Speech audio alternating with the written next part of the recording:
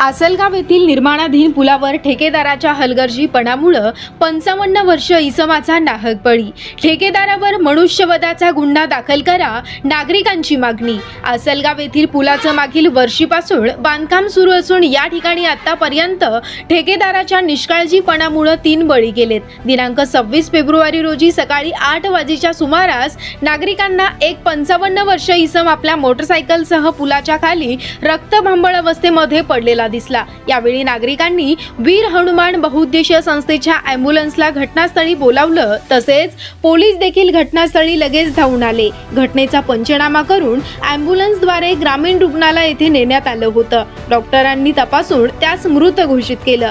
दुपारपर्यंत सदर इसमाची ओळख पटली नव्हती, परंतु संध्याकाळी त्यामुळे ओळख पटली असून रविवारला मध्यरात्री प्रमोद काशीराम शेळके, वय वर्ष 46, राहणार धरणगाव, तालुका मलकापूर, जिल्हा बुलढाणा असा आहे।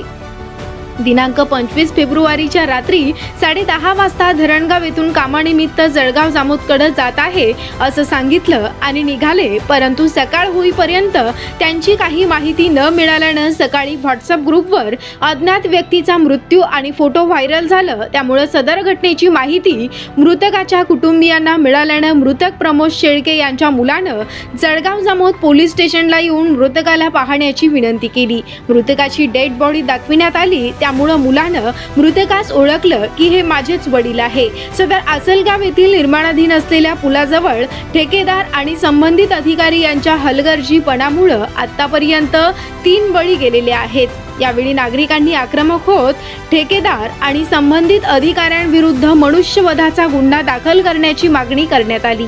पुढील तपास जळगाव जामोद पोलीस करत आहेत। न्यूज 24 सातपुडा करिता अमर तायडे, जळगाव जामोद।